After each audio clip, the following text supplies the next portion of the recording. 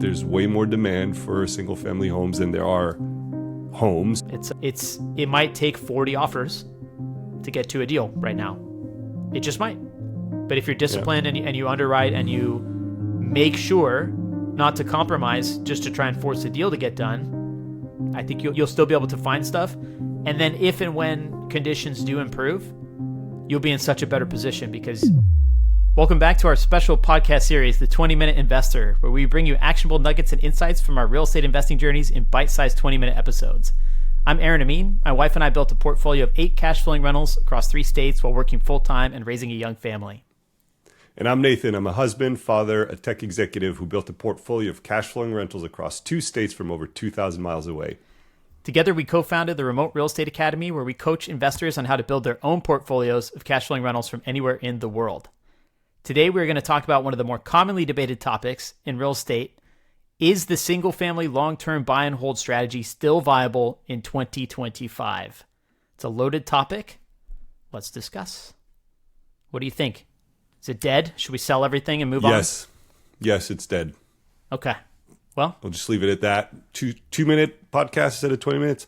And I guess it depends on how you look at it and what you're trying to do. I understand why saying that is relatively commonplace today. And if you look at it, I think from interest rates, can you get something to cash flow, all that stuff, much harder. But then there's also the other lens I look at this through is that if you just look at purely supply and demand, there's way more demand for single family homes than there are homes. So on the supply side, so that alone, basic economics, one could argue that quite the opposite. It's pretty far from being dead.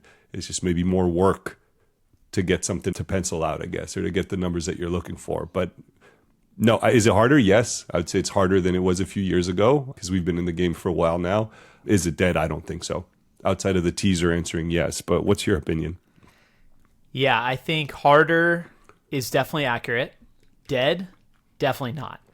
Right? Just because you have to put in more reps and be more disciplined. And if you exercise discipline and you put in the reps and you focus a little more on the inputs, try not to get as emotionally attached, eventually you'll land on a deal. I mean, that same principle would be true in a market with 3% interest rates, but you might have a little more competition. I would argue that right now, a lot of people are losing confidence, losing faith, and getting out of the game. Or, for the people that are looking to be new entrants, there's less people that are rushing towards this right now. I would say there's good and bad. The bad is that interest rates have been high for a few years, and there's not really any indication in the near term, 6 to 12 months, that that's going to change. So what do? You adapt to the new reality. We always talk about, we have a couple tools we use for quick underwriting. And I think the biggest shift that people have to make is to, instead of anchoring to the list price, every house, every property that you look at, you have to come from the perspective of what's the max allowable offer that I can make for this to meet my goals, and just detach yourself from the fact that maybe it'll be offensive to whomever you make that offer to. But if you never make that offer, then quit complaining about it. It might take 40 offers to get to a deal right now. It just might. But if you're disciplined and you underwrite and you make sure not to compromise just to try and force a deal to get done, I think you'll still be able to find stuff. And then if and when conditions do improve, you'll be in such a better position because if you bought something that can pencil at 7.75% interest rate, then, obviously down the road, when you pay that down a little bit, property values appreciate a bit, and you go to refinance into maybe a more favorable rate, then, things could improve down the road. Wow, 100%. Yeah, it's just more work. And I think it's Michael Zuber who said, you were talking about 40 offers before you get one. And I think Zuber said, and he's probably said this several times, but every no, it gets me closer to the yes. So you do 40 and maybe it'll be the 41st, but every time you get rejected, you're that much closer to the yes. So it's not a bad thing. And it's good practice. Is learning to interpret. We've talked on this 20-minute series a few times about buy box and becoming a master of a specific area or zip code. You can only become a master by getting reps in, analyzing, and making offers. I think sometimes people's funnel stops before the actual making of the offer. People conceptualizing about this and learning about it and saying, oh, on paper in my little deal analyzer, I see a green light that I could make $200 if I bought it at this price, but there's no way they'll accept that price. So they just move on to the next property. You got to actually put the offer out despite how uncomfortable it may feel. And if you're not willing to do that, then yes, it will be a very challenging environment to find good deals right now. Yeah, and we talked about this. For me, it was also a mindset change, whereas when we bought our primary residence, it's an emotional purchase because it's your home, your nest for you, your wife, your kids, all that stuff. It's absolutely not the case when you're buying a rental. You're looking at it purely from a very cold mathematical numbers perspective. It needs to work on, quote, paper to get the returns that you're looking for. And from that standpoint, it helped me at least just not worry about what the seller on the other side might think. It's here's what I can offer and here's what works for me to get the numbers I'm looking for. And if that doesn't work for the seller, then that's fine. So, okay, they say no and we move on to the next one. And I think in most places right now, sellers don't have a ton of leverage, especially a lot of the people that enter our program or our orbit are kind of come from similar cloth of us, where we lived in high cost of living areas where we couldn't afford rentals in our own market. But if you take that type of income from those high cost of living areas and the savings that people gain in their high income jobs, and you translate it over into an Ohio or a Georgia or a Indiana, you can make those dollars stretch further. And what you might be able to do is, I know a lot of people love to leverage themselves to the gills, but if you put 35% down on a property, that might only be $50,000 to do that and get it into a good property.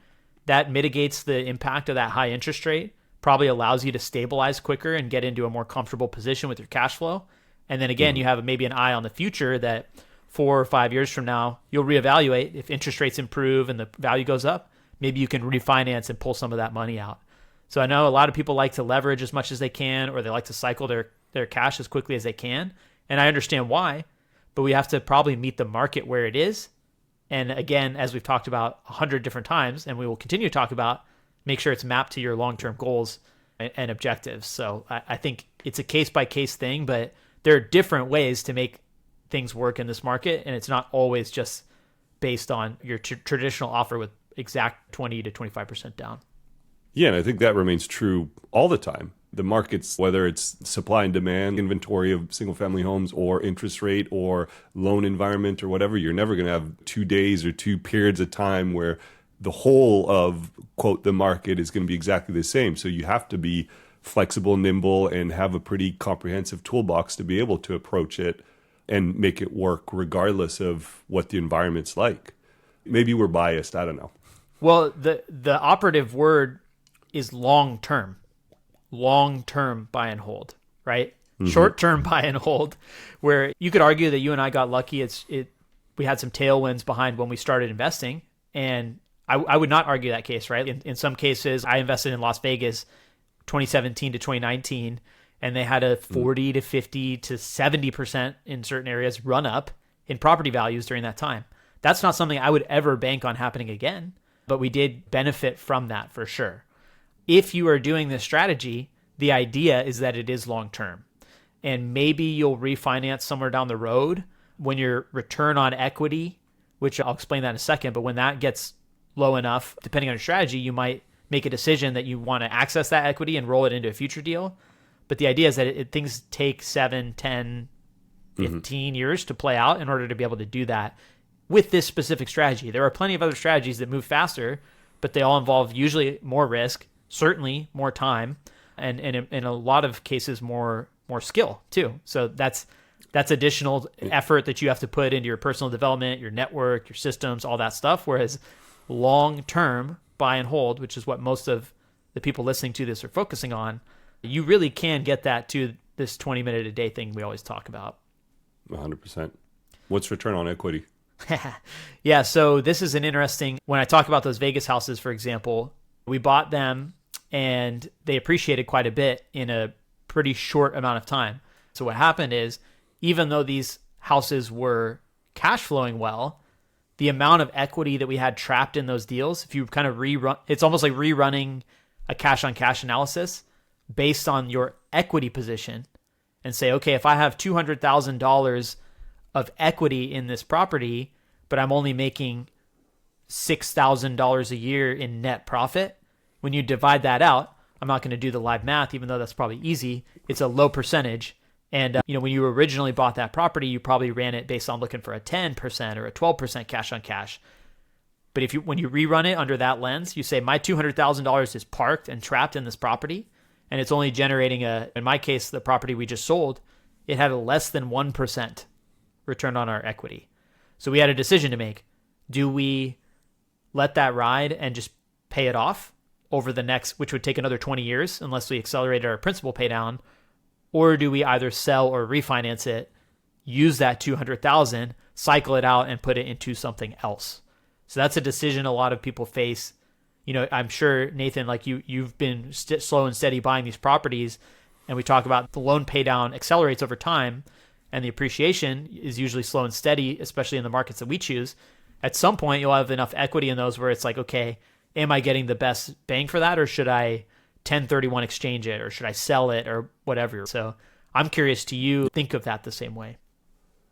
Yeah, so 100%. The short answer is yes, I do think about that the same way, and I look at that not every day, that would be way too often, but I look at it on a regular basis. But I think it goes back to, I think the original kind of question or prompt here is I look at that and I decide whether or not now is the right time to act on what I'm looking at. So maybe I do have a low return on equity or equity, quote, trapped in a property, which I don't like that term because it's still my equity and it's still something I could choose to do something with when I choose to do something with it. Back to optionality from the discussion we had. But if the current environment, we were just saying before, interest rates, inventory, all that stuff is conducive to me doing something with that equity, then yeah, I will absolutely pull the trigger and do something about it. But if it's not, it doesn't bother me that I might have a low return on equity. It's not something that keeps me up at night, but I do look at it to figure out when is the optimal time to act, either selling or refi or 1031 or whatever it is.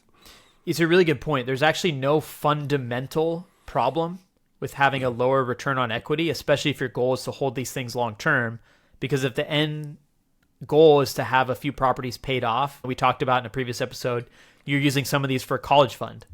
Well, yep. If you refinance in year 6, then it's probably not going to serve that purpose. The whole idea is to pay it off in the 18 years or however the timeline you set up, yep, so that it can be a tool for that purpose. So every house is different, and also every phase of life is different. I think for us, part of what caused us to make a move, which we could probably do a whole episode on that, of why we've sold a couple of our rentals. Part of why we did that is because our personal circumstances changed, and the time horizon for some of our cash flow goals from real estate accelerated quite a bit. The game we were playing when we first started buying rentals, when we had no kids and had a very different lifestyle, that evolved over time. And so we're viewing it as, I always call it portfolio chess. We had 8 properties in 3 different markets with different levels of equity position in each one. And we had to use those pieces to try and rearrange to meet the goals that we have for the moment. And those goals have changed over time. Yeah, goals change a lot, or they do change over time. Yeah. So I know you and I are in pretty much agreement about the fact that it's not dead, but let's give a moment to acknowledge, what are some of the reasons that you think people are saying that other than clickbait? I think it's part of what I started with saying at the top. It's when people just take a house on Zillow or whatever your favorite MLS tool is, look at its price, look at interest rates today, and look at rents today. You, quote, can't, doing air quotes here, make it work in terms of getting any sort of cash flow out of this, or even less so, whatever 8, 10, 12% return on investment that you're looking for. And I think that's the quick and easy it's the quick and easy excuse to give yourself a pass and say, oh, this real estate thing doesn't work. See, I looked at 3 properties on Zillow and it just doesn't work today. And I think that's where a lot of it is coming from, in my opinion. I also think that if you wake up on a given day and you put your 20 minutes in and you look at 3 properties and they don't pencil out, you have to be okay with that. You have to be okay that you're not going to find a perfect deal every single day when you go to do the work. You calculate your offer price that you could pay, we talked about. You move the levers until they turn green meaning that they're going to hit your goals. But there are other reasons why those houses that you're looking at might not be good deals for you. They might not be in the right part of town, or you might discover something about the features of them.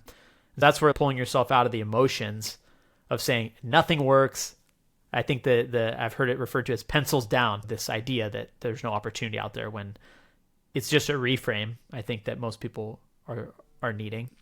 And it's patience. I mean, one of the properties that meets our criteria that was listed, I got it in my inbox this morning. We looked at it, it popped up on MLS or Zillow a couple weeks ago, and looked at it. Doesn't work. Can't get our numbers. But literally this morning, I got the email from Zillow telling me there was a $23,000 price cut on that property. Now it becomes way more interesting. I mean, I'll analyze it later to see maybe now it works, though I doubt it. But that $23,000 price cut on the listing is probably an indication that the seller wants or needs to sell. I might go in with an even lower offer. That's what people have to pay close attention to, be patient, and which ultimately I think shows that, yeah, it's not dead, or it can not be dead. And this is actually, I think, one of your superpowers. And I've known you for several years now, and I've seen you do this multiple times, but just paying attention to the same properties, right? As they sit on market and collect dust, or as they go off market and then they get listed, 6 months later for a lower price, just keeping a pulse on those, because you know that at some point you looked at it, and if all you do is just discard it and throw it aside, and you don't even think, well, maybe I'll at least set a star it on Zillow so that I get emailed when there's a status change or what have you. Add it to your little inventory tracker. If you've got a good system for that, then you can be there for it when it does circle around eventually. And there's several stories I've heard you tell where you waited 6-7 months and you bought something 30, 40, 50% below what it was listed for when it originally went up. So that's a 100%. Huge point for sure. Yep. You got to be patient. Yes, I know Nathan and I are the masters of telling all the boring fundamentals, but exactly. This is what worked for us. We would like to think that we're presenting a little bit of a contrarian view to all the clickbait that says, this is dead. Go flock all your attention over to this next big shiny thing. Yeah, everybody should go do crypto. Exactly. If you want a quick buck in either direction, if you want to quickly make or quickly lose money, exactly. There are plenty of riskier and more flashy ways to go about it, but in our minds, single-family rentals in 2025 are conclusively not dead. Agreed. And we'll wrap it there. If you have an opinion on this, we'd love to hear about it. Drop it in the comments. Come find us, and we will see you next time. All right, cheers. Thank you for making it to the end of today's episode. As you may know, podcasts are very difficult to grow organically. If you're getting value from today's episode, I'd deeply appreciate if you can take 30 seconds to leave my show a 5-star rating and review. This will go a long way to helping me reach more listeners just like you. Thank you so much in advance.